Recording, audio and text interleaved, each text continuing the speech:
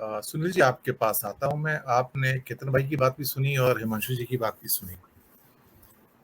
एक बात तो साबित हो गई कि it's a huge failure of technology in Israel, जिसके ऊपर बहुत ज्यादा ओवर डिपेंडेंस हो रही थी, और ह्यूमन फेलियर भी कहा जा सकता है।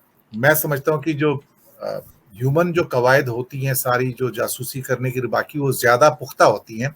तो यहाँ पर एक संतुलन होना चाहिए था टेक्नोलॉजी और ह्यूमन बींग्स के डिप्लॉयमेंट का, जो शायद इजराइल ने अवॉइड किया है। दूसरी बात, दुनिया अभी तो आपको बढ़ती नजर नहीं आ रही है, लेकिन दो खेमों में यहाँ पे बढ़ जाएगी। अगर थोड़ा सा कुछ ज्यादा हो गया तो फिर वो मुस्लिम राष्ट्र जितने भी हैं, क्योंकि वेस्ट एशिया का मामला सारा का सारा, तो उसके अंदर जो मिडिल ईस्ट भी सारा का सारा लपेटे में आएगा बाद में। तो ऐसे में भारत के लिए एक बहुत बड़ी समस्या जो आ रही थी, इसको मैं सोच रहा था कि भारत ने इतनी जल्दी साइड तो ले ली है। मेरे मन में यह था कि भारत अभी शायद कमेंट नहीं करता तो ज्यादा अच्छा होता। वेट एंड वॉच की पॉलिसी, ये दो देशों के बीच में युद्ध हो रहा है इस टाइम, पैलेस्टीन और ये, अब मैं तो देश भी नहीं कहूंगा उसको, तो एक्चुअली ये ग्रुप या हमास तो देखा जाए तो, लेकिन इजराइल और उसके बीच में युद्ध है। तो इंडिया को शायद थोड़ा सा वेट एंड वॉच करना चाहिए था उसके अंदर, क्योंकि इंडिया भी पैलेस्टाइन का एक पुराने जमाने से फेवर करता आया है, यासर अराफत के टाइम से भी करता आया है पॉलिसी। तो अभी आज तो बहुत सारे पेपर्स में आ भी गया है कि एडिटोरियल्स भी है कि इंडिया का जो है पॉलिसी शिफ्ट है, यहाँ पर पैराडाइम शिफ्ट है।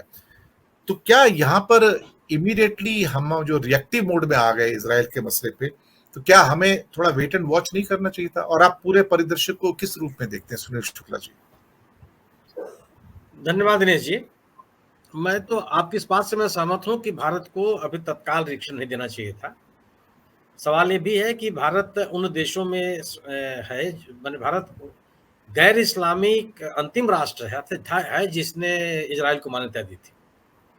इजराइल को मान्यता देने में, संयुक्त राष्ट्र के सदस्य देने में हमेशा खिलाफत करता रहा, और वो पीएलओ के साथ था। लेकिन यासिर अराफात के निधन के बाद से एक जो राजनीतिक परिवेश बदला, और जिस तरीके से अंतर्राष्ट्रीय जगत ने भी फिलिस्तीन के मसले को दरकिनार करने की कोशिश की, इस घटना ने साबित कर दिया है कि आप फिलिस्तीन को अलग करके पश्चिम एशिया में शांति बहाल नहीं कर सकते, संभव नहीं है। तमाम देशों ने इजराइल के साथ समझौते कर लिए, चाहे इजिप्ट हो, चाहे यूएई हो, जितने बड़े देश हैं सबने समझौते कर लिए, कुछ गिनती के लोगों को छोड़ करके। और किसी ने इस बात की चिंता नहीं की कि जो इजराइल ने पश्चिमी इलाके में, गाजा पट्टी में, गोलान हाइट्स में जो कब्जे किए हुए हैं उनका क्या होगा, कोई बात नहीं कर रहा। जो पश्चिमी देश हैं, चाहे उसने ओस्लो में समझौता कराने की कोशिश की हो, चाहे बाद में यूएस से समझौता कराने की कोशिश की हो, सब में मामला था कि आप शांति बहाली हो जाए और जो अरब देश हैं वो इजराइल के साथ समझौते कर लें। क्या फिलिस्तीन की समस्या का समाधान किए बगैर आप पश्चिम एशिया में शांति बहाली कर सकते हैं? इतिहास गवाह है कि संभव नहीं है। हमास के लोग तो आत्मघाती लोग हैं। हमास की पैदाइश के पीछे पश्चिमी देश है। पीएलओ आज इरेलीवेंट कर दिया आपने, हमास को आगे कर दिया, और फिलिस्तीन के तमाम लोग हमास के पीछे खड़े हो गए, उनको समर्थन देने लगे। उनके जो लड़ाके हैं उनको अन्य देशों से सहयोग मिलने लगा। आखिर जिस देश को आपने चारों तरफ से घेर रखा है, इनके पास इतने मिसाइल आए कहां से, किसने दिया? तो कोई ना कोई तो अंतरराष्ट्रीय सहयोग इनको ही मिल रहा है ना। और ये जो जितनी तरह की स्थितियां हैं, मैंने मिस्र ने समझौता, इजिप्ट ने समझौता कर लिया इजराइल से, व्यापार पर बढ़ाने लगे, यूएई ने समझौता कर लिया, कुवैत ने कर लिया, इन्होंने कर लिया, उन्होंने कर लिया, और सब लोग यही करते रहे। लेकिन ये संभव है नहीं। अगर आज जो फिलिस्तीन की समस्या, ये लगातार वहां संघर्ष बना हुआ है, कुछ समय तक शांत रहते हैं, अपनी ताकत बटोरते हैं और उसके बाद हमला कर देते हैं। हमास के लोग तो अब ये तय करके निकले हुए हैं कि हमको जान देना है। लेकिन जो लोग ताकतवर बनना चाहते हैं, तकनीक में आगे बढ़ना चाहते हैं, वैज्ञानिक शोध अपनी उपलब्धियां बता रहे हैं, उनके मानव संसाधन का क्या होगा? उनका अगर एक आदमी मारा जाता है तो कितनी खराब स्थिति है। आप पूरी दुनिया को नियंत्रित करने के लिए चले हैं। शांति बहाली तो आपको फिलिस्तीन की समस्या के समाधान के साथ ही तय होगा।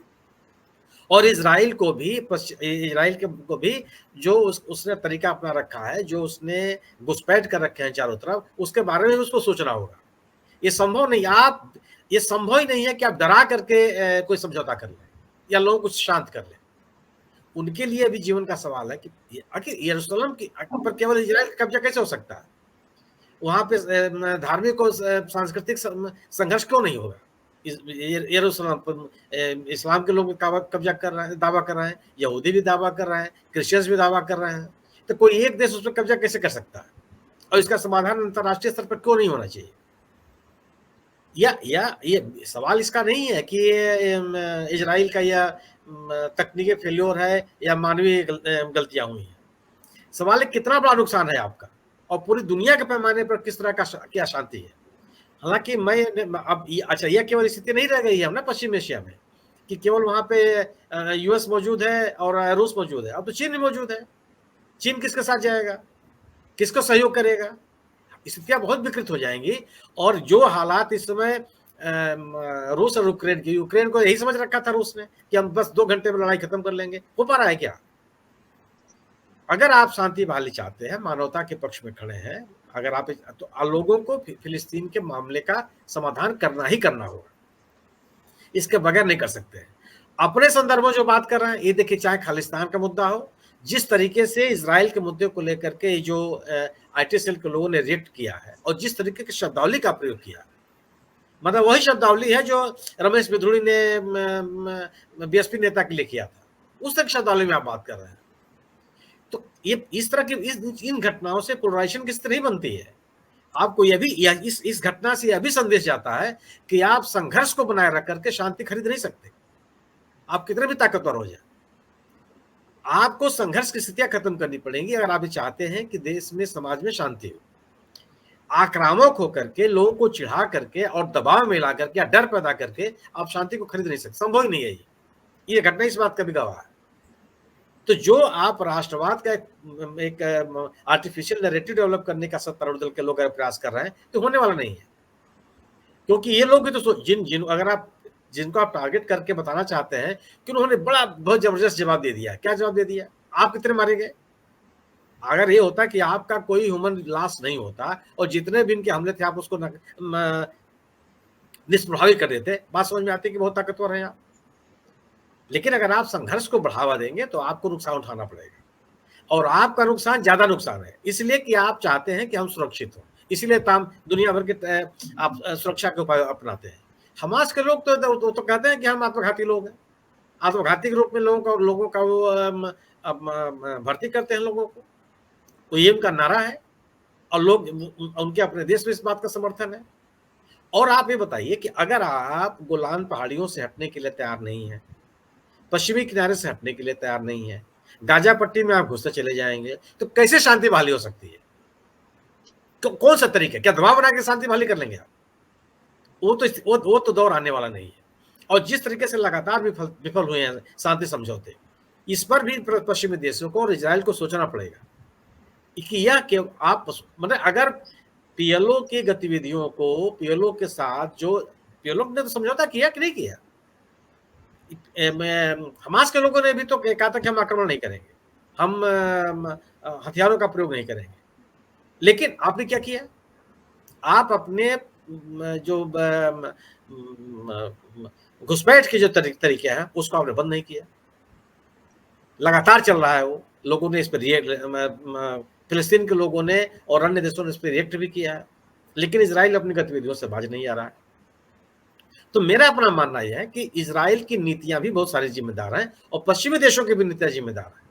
मेरा अपना मानना यह है कि फिलिस्तीन के मामले को किनारे करके आप पश्चिम एशिया में शांति बहाली नहीं कर सकते जी। आप केवल इजराइल के ऊपर, केवल फिलिस्तीन के ऊपर, हमास के ऊपर दबाव बना करके आप युद्ध विराम की स्थिति भले बना ले, लेकिन शांति की स्थिति नहीं बन सकती।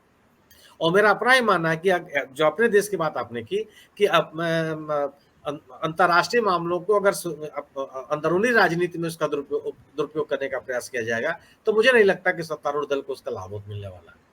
क्योंकि एक बड़ा वर्ग है जो समझता है कि इस तरह की गतिविधियों से शांति के कीमत पर, लोगों के मानव संसाधनों के सुरक्षा की कीमत पर आप राजनीतिक लाभ अगर लेने का प्रयास करते हैं या दबाव बनाने का प्रयास करते हैं तो संभव नहीं है। तो मैं दोनों बातों मैंने अपना है कि भारत को का जो तत्काल जो इस तरह का रिएक्शन आया, इससे बचा जा सकता था। अगर बचते तो शायद जो हमारी अंतर्राष्ट्रीय जगत में जिस तरह की स्वीकृति रही है, वो उस तरह की स्वीकृति बनी। इस तरह के जो इजराइल के साथ तत्काल खड़ा होने की आतुरता दिखाई गई भारत की ओर से, वो बहुत उचित नहीं था। इससे अगर बचा जा सकता था तो मुझे लगता था कि हम एक बेहतर विदेश नीति और अपने पुराने सिद्धांतों के अनुकूल चलते हुए पाए जाते। जी।